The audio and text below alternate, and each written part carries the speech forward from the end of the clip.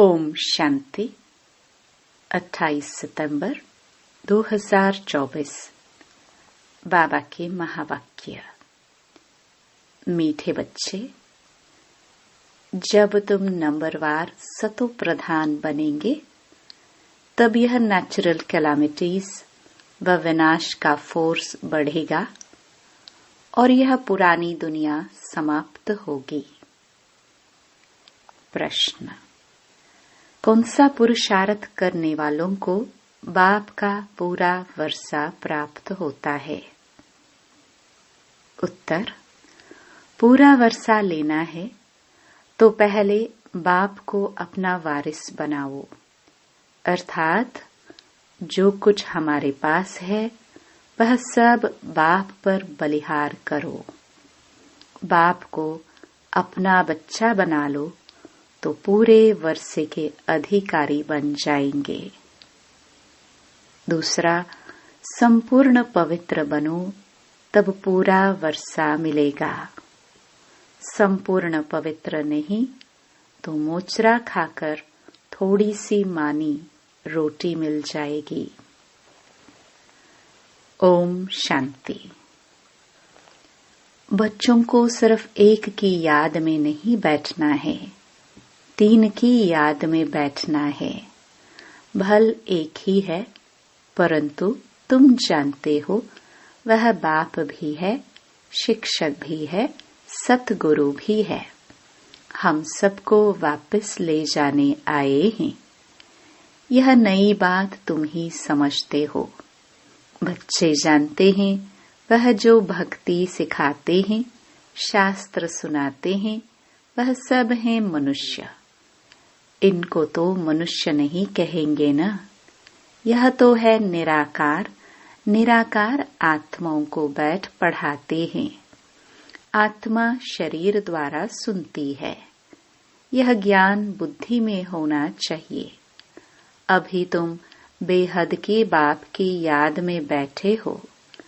बेहद के बाप ने कहा है, रूहानी बच्चों, मुझे याद करो तो पाप कट जाए। यहाँ शास्त्र आदि की कोई बात नहीं। जानते हो बाप हमको राजयोग सिखला रहे हैं। कितना भारी टीचर है। ऊंचते ऊंच तो पद भी ऊंचते ऊंच प्राप्त कराते हैं। जब तुम सतो प्रधान बन जाएंगे नंबरवार पुरुषार्थ अनुसार, तब फिर लड़ाई होगी, नेचुरल कैलामिटीज भी होंगी। याद भी जरूर करना है। बुद्धि में सारा ज्ञान भी होना चाहिए। सिर्फ एक ही बार पुरुषोत्तम संगम युग पर बाप आकर समझाते हैं, नई दुनिया के लिए। छोटे बच्चे भी बाप को याद करते हैं।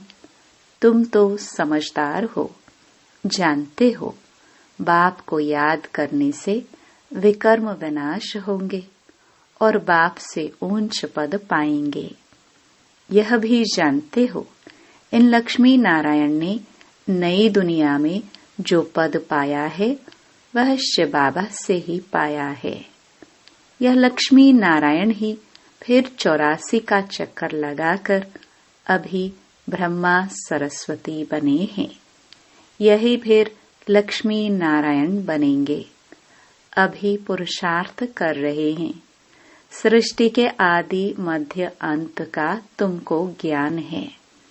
अब तुम अंधश्रद्धा से देवताओं के आगे माथा नहीं झुकाएंगे। देवताओं के आगे मनुष्य जाकर अपने को पतित सिद्ध करते हैं। कहते हैं आप सर्वगुण संपन्न हो, हम पापी विकारी हैं, कोई गुण नहीं है। तुम जिनकी महिमा गाते थे अभी तुम स्वयं बन रहे हो। कहते हैं बाबा यह शास्त्र आदि कब से पढ़ना शुरू हुआ है? बाप कहते हैं जब से रावण राज्य शुरू हुआ है। यह सब है भक्ति की सामग्री। तुम जब यहाँ बैठते हो तो बुद्धि में सारा ज्ञान धारण होना चाहिए। ये संस्कार आत्मा ले जाएगी। भक्ति के संस्कार नहीं जाने हैं। भक्ति के संस्कार वाले पुरानी दुनिया में मनुष्यों के पास ही जन्म लेंगे। यह भी जरूर है, तुम्हारी बुद्धि में यह ज्ञान का चक्कर चलना चाहिए। साथ साथ बाबा को भी याद करना है। बाबा हमारा बाप भी है। बाप को याद किया तो विकर्म विनाश होंगे। बाबा हमारा टीचर भी है तो पढ़ाई बुद्धि में आएगी और सृष्टि चक्र का ज्ञान बुद्धि में है, जिससे तुम चक्रवर्ती राजा बनेंगे। याद की यात्रा चल रही है। ओम शांति। भक्ति और ज्ञान बाप को कहा जाता है ज्ञान का सागर। उनको भक्ति का सारा मालूम है। भक्ति कब शुरू हुई, कब पूरी होगी, मनुष्यों को यह पता नहीं। बाप ही आकर समझाते हैं, सत्युग में तुम देवी देवता विश्व के मालिक थे। वहाँ भक्ति का नाम नहीं, एक भी मंदिर नहीं था। सब देवी देवता ही थे। पीछे जब आधी दुनिया पुरानी होती है, यानी 2500 वर्ष पूरे होते हैं, अथवा त्रेता और द्वापर का संगम होता है, तब रावण आता है। संगम तो जरूर चाहिए। त्रेता और द्वापर के संगम पर रावण आते हैं, जबकि देवी देवता वाम मार्ग में गिरते हैं। यह सिवाय तुम्हारे कोई नहीं जानते। बाप भी आते हैं कलयुग अंत और सतयुग आदि के संगम पर, और रावण आता है त्रेता और द्वापर के संगम पर। अब उस संगम को कल्याणकारी नहीं कहेंगे, उनको तो अकल्याणकारी ही कहेंगे। बाप का ही नाम कल्याणकारी है। द्वापर से अकल्याणकारी युग शुरू होता है। बाप तो है चैतन्य बीज रूप, उनको सारे झाड़ की नॉलेज है। वह बीज भी अगर चैतन्य हो तो समझावे, मेरे से यह झाड़ ऐसे निकलता है, परंतु जड़ होने कारण बता नहीं सकता। हम समझ सकते हैं कि बीज डालने से पहले झाड़ छोटा सा निकलता है, फिर बड़ा हो फल देना शुरू करता है, परंतु चैतन्य ही सब कुछ बता सकते हैं। दुनिया में तो आजकल मनुष्य क्या क्या करते रहते हैं, इन्वेंशन निकालते रहते हैं, चंद्रमा में जाने की कोशिश करते हैं। ये सब बातें अभी तुम सुन रहे हो। चंद्रमा तरफ कितना ऊंचा लाखों माइल्स तक चले जाते हैं, जांच करने के लिए कि देखे चंद्रमा क्या चीज है। समुद्र में कितना दूर तक जाते हैं, जांच करते हैं, परंतु अंत पा नहीं सकते। पानी ही पानी है। एरोप्लेन में ऊपर जाते हैं, उन्हों को पेट्रोल इतना डालना है जो फिर वापस भी आ सके। आकाश बेहद है ना, सागर भी बेहद है। जैसे यह बेहद का ज्ञान सागर है, वह है पानी का बेहद का सागर। आकाश तत्व भी बेहद है, धरती भी बेहद है। चलते जाओ, सागर के नीचे फिर धरती है। पहाड़ी किस पर खड़ी है? धरती पर। फिर धरती को खोदते हैं तो पहाड़ निकल आता, उसके नीचे फिर पानी भी निकल आता है। सागर भी धरनी पर है, उसका कोई अंत नहीं पा सकते हैं कि कहाँ तक पानी है, कहाँ तक धरती है। परमपिता परमात्मा जो बेहद का बाप है, उनके लिए बेअंत नहीं कहेंगे। मनुष्य भल कहते हैं ईश्वर बेअंत है, माया भी बेअंत है, परंतु तुम समझते हो ईश्वर तो बेअंत हो ही नहीं सकता। बाकी यह आकाश बेअंत है। यह 5 तत्व हैं, आकाश, वायु, यह 5 तत्व तमो प्रधान बन जाते हैं। आत्मा भी तमो प्रधान बनती है, फिर बाप आकर सतो प्रधान बनाते हैं। कितनी छोटी आत्मा है, 84 जन्म भोगती है। यह चक्र फिरता ही रहता है। यह अनादि नाटक है, इनका अंत नहीं होता।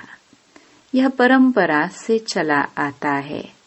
कब से शुरू हुआ यह कहे तो फिर अंत भी हो। बाकी यह बात समझानी है, कब से नई दुनिया शुरू होती है, फिर पुरानी होती है।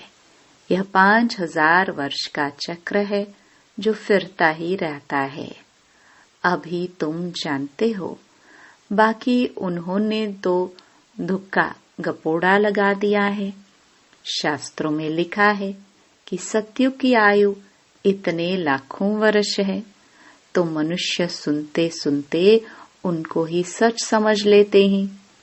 यह पता नहीं पड़ता भगवान कब आकर अपना परिचय देंगे। न जानने के कारण कह देते हैं कलयुग की आयु 40,000 वर्ष अभी पड़ी है। जब तक तुम न समझाओ, अभी तुम निमित्त हो समझाने के लिए कि कल्प 5000 वर्ष का है, न कि लाखों वर्ष का है। भक्ति मार्ग की कितनी सामग्री है। मनुष्यों को पैसा होता है तो फिर खर्चा करते हैं। बाप कहते हैं मैं तुमको कितने पैसे देकर जाता हूँ। बेहद का बाप तो जरूर बेहद का वर्षा देंगे। इससे सुख भी मिलता है, आयु भी बड़ी होती है। बाप बच्चों को कहते हैं मेरे लाडले बच्चों, आयुष्मान भव। वहाँ तुम्हारी आयु 150 वर्ष रहती है, कभी काल नहीं खा सकता है। बाप वर देते हैं, तुमको आयुष्मान बनाते हैं, तुम अमर बनेंगे। वहाँ कभी अकाले मृत्यु नहीं होगी। वहाँ तुम बहुत सुखी रहते हो, इसलिए कहा जाता है सुख धाम। आयु भी बड़ी होती, धन भी बहुत मिलता है, सुखी भी बहुत रहते हो। कंगाल से सरताज बन जाते हैं, तुम्हारी बुद्धि में है। बाप आते हैं देवी देवता धर्म की स्थापना करने। वह तो जरूर छोटा झाड़ होगा। वहाँ है ही एक धर्म, एक राज्य, एक भाषा। उसको ही कहा जाता है विश्व में शांति। सारे विश्व में हम ही पाटधारी हैं। यह दुनिया नहीं जानती। अगर जानती हो तो बताए कब से हम पाट बजाते आए हैं। अभी तुम बच्चों को बाप समझा रहे हैं। गीत में भी है ना, बाबा से जो मिलता है सो और कोई से नहीं मिलता। सारी पृथ्वी, आसमान, सारी विश्व की राजधानी दे देते हैं। यह लक्ष्मी नारायण विश्व के मालिक थे। फिर बाद में जो राजाए आदि होते हैं वह भारत के थे। गायन भी है जो बाबा देते हैं, वह और कोई दे न सके। बाप ही आकर प्राप्ति कराते हैं। तो यह सारा ज्ञान बुद्धि में रहना चाहिए, जो कोई को भी समझा सको। इतना समझने का है। अब समझा कौन सकते हैं?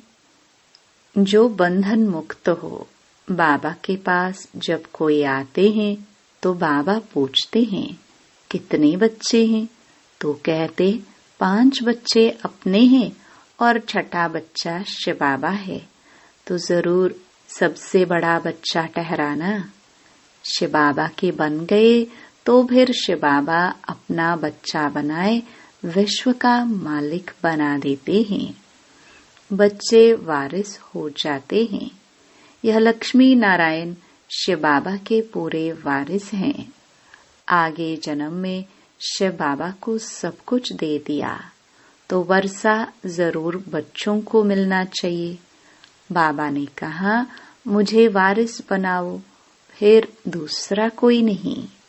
कहते बाबा ये सब कुछ आपका है, आपका फिर हमारा है।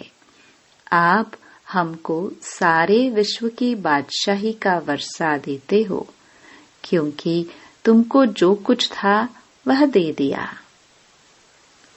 ड्रामा में नोंद है ना, अर्जुन को विनाश भी दिखाया तो चतुर्भुज भी दिखाया। अर्जुन कोई और तो नहीं है, इनको साक्षात्कार हुआ। देखा राजाई मिलती है तो क्यों न शिव बाबा को वारिस बनाऊं। वह फिर हमको वारिस बनाते हैं। यह सौदा तो बहुत अच्छा है। कभी कोई से कुछ पूछा नहीं, गुप्त सब कुछ दिया। इसको कहा जाता है गुप्त दान। किसको क्या पता इन्हों को क्या हो गया। किन्होंने समझा इनको वैराग्य आया, शायद सन्यासी बन गया। तो यह बच्चियां भी कहती हैं 5 बच्चे तो अपने हैं, बाकी एक बच्चा हम इनको बनाएंगे। इसने भी सब कुछ बाबा के आगे रख दिया, जिससे बहुतों की सर्विस हो। बाबा को देख सबको ख्याल आया, सब घर बार छोड़ भाग आए। वहां से ही हंगामा शुरू हुआ। घर बार छोड़ने की उन्होंने हिम्मत दिखाई। शास्त्रों में भी लिखा है भट्टी बनी थी, क्योंकि उन्हों को एकांत जरूर चाहिए, सिवाय बाप के और कोई याद न रहे, मित्र संबंधियों आदि के भी याद न रहे। क्योंकि आत्मा जो पतित बनी है उनको पावन जरूर बनाना है। बाप कहते हैं गृहस्थ व्यवहार में रहते पवित्र बनो, इस पर ही मुसीबत आती है। कहते थे यह स्त्री पुरुष के बीच में झगड़ा डालने वाला ज्ञान है, क्योंकि एक पवित्र बने दूसरा न बने तो मारा मारी चल पड़े। इन सब ने मारे खाए हैं, क्योंकि अचानक नई बात हुई ना। सब आश्चर्य खाने लगे, यह क्या हुआ जो इतने सब भागते हैं। मनुष्यों में समझ तो नहीं है। इतना कहते थे कोई ताकत है। ऐसा तो कभी हुआ नहीं जो अपना घर बार छोड़ भागे। ड्रामा में ये सब चरित्र शिव बाबा के हैं। कोई हाथ खाली भागे ये भी खेल है। घर बार आदि सब छोड़ भागे, कुछ भी याद नहीं रहा। बाकी सिर्फ यह शरीर है जिससे काम करना है। आत्मा को भी याद की यात्रा से पवित्र बनाना है, तभी पवित्र आत्माएं वापस जा सकती हैं। स्वर्ग में अपवित्र आत्मा तो जा ना सके, कायदा नहीं। मुक्ति धाम में पवित्र ही चाहिए। पवित्र बनने में ही कितने विघ्न पड़ते हैं। आगे कोई सत्संग आदि में जाने के लिए रुकावट थोड़ी होती थी। कहाँ भी चले जाते थे। यहाँ पवित्रता के कारण विघ्न पड़ते हैं। यह तो समझते हैं पवित्र बनने बगैर वापस घर जाना सके। धर्मराज द्वारा मोचरे सजाए खाने पड़ेंगे, फिर थोड़ी मानी मिलेगी। मोचरा नहीं खाएंगे तो पद भी अच्छा मिलेगा। यह समझ की बात है। बाप कहते हैं मीठे बच्चों, तुमको हमारे पास आना है। यह पुराना शरीर छोड़ पवित्र आत्मा बन आना है। फिर जब 5 तत्व सतो प्रधान नए हो जाएंगे, तब तुमको शरीर नए सतो प्रधान मिलेंगे। सारे उथल पाथल हो नए बन जाएंगे। जैसे बाबा इनमें आकर बैठते हैं, वैसे आत्मा बिगर कोई तकलीफ गर्भ महल में जाकर बैठेगी। फिर जब समय होता है तो बाहर आ जाती है, तो जैसे बिजली चमक जाती है, क्योंकि आत्मा पवित्र है। यह सब ड्रामा में नोंद है।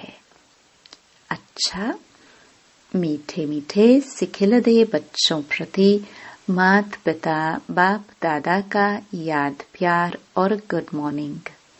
रूहानी बाप की रूहानी बच्चों को नमस्ते। धारणा के लिए मुख्य सार।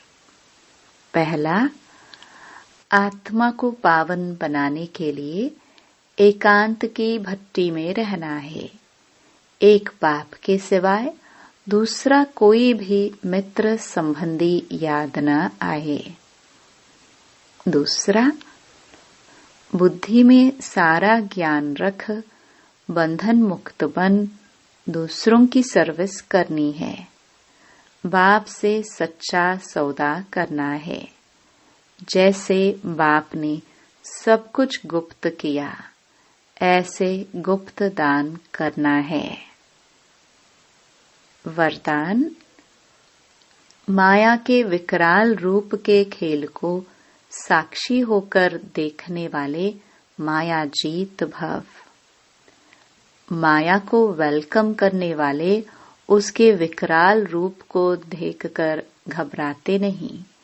साक्षी होकर खेल देखने से मजा आता है, क्योंकि माया का बाहर से शेर का रूप है, लेकिन उसमें ताकत बिल्ली जितनी भी नहीं है।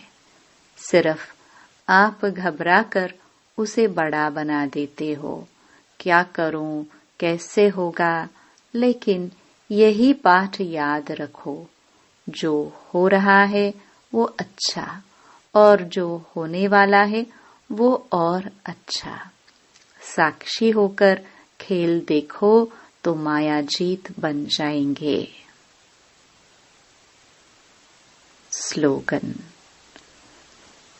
जो सहनशील हैं वह किसी के भाव स्वभाव में जलते नहीं। व्यर्थ बातों को एक कान से सुन दूसरे से निकाल देते हैं। ओम शांति।